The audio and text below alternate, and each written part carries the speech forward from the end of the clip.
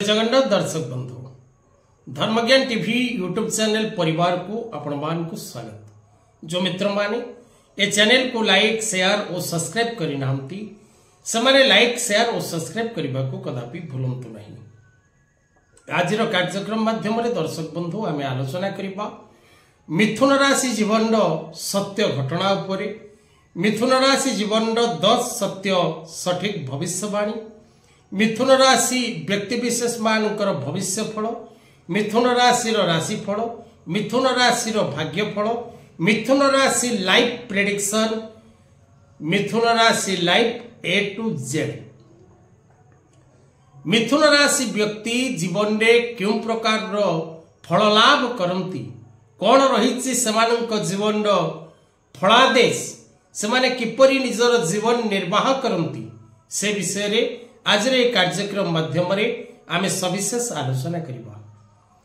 तबे दर्शक बंधु मिथुन राशि ए राशि रो ग्रह स्वामी युवराज ग्रह बुध, बुद्धिकारक ग्रह, वाणिकारक ग्रह, व्यापार कारक ग्रह बुध आपणक राशि रो अधिपति ग्रह बा राशि स्वामी।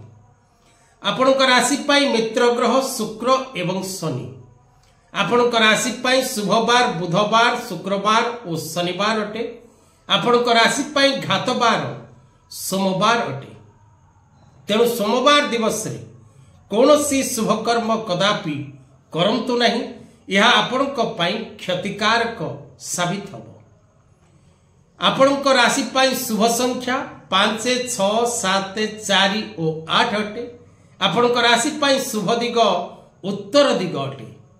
मिथुन राशि 5 3 6 3 और 7 3 नक्षत्र विशेषकर मृगशिरा आद्रा और पुनर्वसु नक्षत्र क घ व छ ह नाम अक्षर रे जन्मित व्यक्ति विशेष मानकर मिथुन राशि होता है।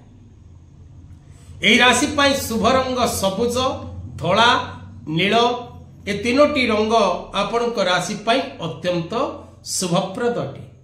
आपणक पाई आराध्य देवादेवी प्रभु नारायण, प्रभु सूर्य नारायण एवं माँ दुर्गा एवं विघ्नराज गणपतिंकर आराधना करिबा आपणक पाई शुभ होता है।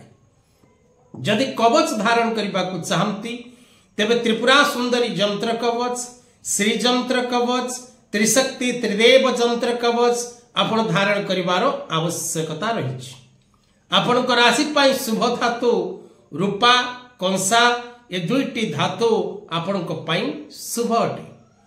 पाना रत्न रो मुद्रिका धारण करिबा, हीरा रत्न रो मुद्रिका धारण करिबा और नीलम रत्न रो मुद्रिका धारण करिबा आपणक पाई अत्यंत शुभप्रद होता है।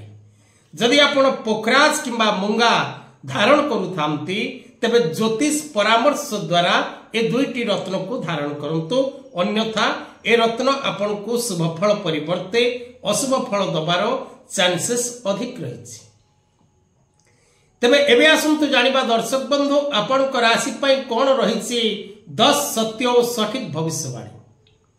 जो माने निज जन्म जातक विचार करबा को चाहतांती बा निज जन्म कुंडली देखैबा को चाहतांती, निजर भविष्य विषय रे जानिबा पई चाहतांती बा निज पिलामानकर नुआ जातक तैयारी करबा को चाहतांती बा रत्न रुद्राक्ष कवच प्राप्ति करबा को चाहतांती बा आपणक राशि पाई कोन रही लकी नंबर, कोन रही लकी डे, कोन रही लकी ईयर, कोन रही लकी कलर, ए सब विषय पास्ट प्रेजेंट एंड फ्यूचर आपण समस्त क्वेश्चन आंसर परामर्श द्वारा निश्चित भाव में पाई परिबे। एवं मुक्तेश्वर ज्योतिष गवेषणा केन्द्र परामर्श विशेष करी वैदिक ज्योतिष शास्त्र मते, कृष्णमूर्ति पद्धति केपी एस्ट्रोलॉजी पद्धति मते, नाड़ी एस्ट्रोलॉजी मते एवं भृगु ज्योतिष मते, गर्ग ज्योतिष मते विभिन्न प्रकार ज्योतिषीय सूत्र को आधार करी आपणकर कुंडली विश्लेषण करा जायता है। तबे दर्शक बंधु आसंतु जानिबा मिथुन राशि पाई कोन रही 10 सत्य और सठिक भविष्यवाणी। मिथुन राशि पुरुष माने निज जीवन मध्य बारंबार स्त्री लोक मानक ठारू धोखा खाइबार बा असम्मानित होबार बा विपद विवाद भोग करिवार देखा जाइथाय। तेणु मिथुन राशि पुरुष सर्वप्रथमे विशेष कर महिला मानक सह चल प्रचल हवा समय रे सावधानता आवश्यक अटे। आपनक राशि पई द्वितीय भविष्यवाणी मिथुन राशि जात व्यक्ति दीर्घकाय सड़क पतला मुख सुंदर ही थाए हस्त आंगुली लंबा ही थाए तीक्ष्ण बुद्धियुक्त ही थांती सरु गोड़ ही थाए चंचल गति ही थाए श्यामल वर्णर एमाने ही थांती। ए राशिगत व्यक्ति माने परोपकारी दयालु मधुर भाषी साहसी एवं सुपरामर्शदाता एमाने उत्तम परामर्शदाता ही थांती। सर्वजन वशकारी नमनीय गुण ज्ञानवंत ही थांती एवं एमानक पाखरे शिष्टाचार युक्त स्वभाव देखा मिलता है।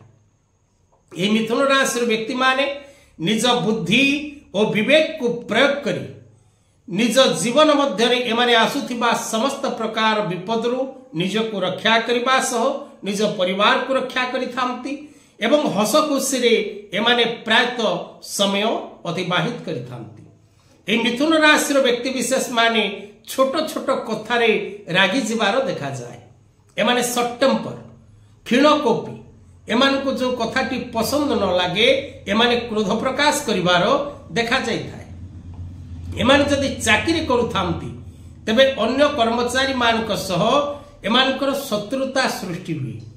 एमाने निजर कर्ममय जीवन मध्यरे प्रायतः मेंटाली सैटिस्फैक्शन प्राप्त करिवारे बाधा सृष्टि हिताय। सहकर्मचारी उपरिस्थ कर्मचारी अधीनस्थ कर्मचारी एमानक सह मित्रता रहिबार प्रायतः कम देखा जाइथाय। एमानकर मंद गुण मध्यरे एमाने निष्क्रियता एवं विशेष करी दृढ़तार अभाव रही था। एमानक पाखरे एमाने बारंबार विफलता प्राप्ति करती। ए मिथुन राशि व्यक्ति विशेष माने संदेही नेचर ए मिथुन राशि व्यक्ति विशेष माने एकाधिक कर्म रे प्रवेश करने को सदा सर्वदा इच्छा करती। एक विद्या सुरक्षित नीति की छाड़ी एमाने विभिन्न प्रकार कार्य रे निजको शामिल करबा पई बा संयुक्त करबा पई चेष्टा करती जहा फल कि एमाने प्रायतः अनेक समय रे निजर कर्ममय जीवन रे विफलता प्राप्ति करिवार मध्य देखा जाइथाय। कल्पना करी ताको कार्य रे परिणत न करि पार क्षमता मध्य एमानक पाखरे देखिबा को मिले। एमाने कल्पना प्रस्तुत करती स्केच प्रस्तुत करती कार्य करबा पई योजना प्रस्तुत करती किंतु से कार्य को सठिक भाव रे पूर्ण करिवार क्षमता प्रायतः एमाने हरि बसंती। ए मिथुन राशि व्यक्ति माने अर्श भगंदर श्वास काश ज्वर प्रमोह बहुमूत्र पेट रोग आदि विभिन्न प्रकार रोग जंत्रणा भोग करि थांती। एमाने हाथरे बा कांधरे आघात प्राप्ति करिवार मध्य जोग सृष्टि होता है। एमानकर पारिवारिक जीवन सुखमय होता है। एमाने वकील ज्योतिष अध्यापन डाक्तर सांबादिक धर्मजाचक किराणी सांबादिक विक्रेता संवादपत्र प्रतिष्ठाता विशेष करी एमाने डाक विभाग रे कार्यरत करिबा एडमिनिस्ट्रेटिव सेक्टर रे कार्यरत करिबा एवं विशेष करी मीडिया सेक्टर रे कार्य करिवार देखा जाइथाय। एही मिथुन राशि व्यक्ति विशेष माने निज जीवन रो कठिन परिश्रम तथा कष्ट सहिष्णुता आपण को प्रति क्षेत्र रे नूतन दिग्दर्शन दबारे पूर्ण साहाय्य एवं सहयोग करिथाय। एमाने जतबेले परिस्थिति रे पड़ती प्रायतः अनेक चिंता करती एवं से कार्य को सठिक भाव रे करबा को प्रायतः चेष्टा करती। एमानकर सेवा मनोवृत्ति सदा सर्वदा रही थाए। ए सेवा मनोवृत्ति आपण को लोकमानकर निकटतर करि थाए। आपण करज देबा ओ नेबारे सदा सर्वदा सावधानता अवलंबन करिवार आवश्यकता रही। आहुरी अनेक किछि रही मिथुन राशि व्यक्ति भविष्यत विषय रे अनेक सूचना आगामी अध्याय रे आपण निश्चित भाव रे लाभ करिवे। जो माने कार्यक्रम टी को देखुचंती जय मां शारदा जय बाबा गोरखनाथ लिखा को कदापि भूलंतु नहीं। निजर मतामत कमेंट बॉक्स रे दबाकू भूलंतु नहीं। आजिर कथावस्तु को एठी रखिबा। जय जगन्नाथ।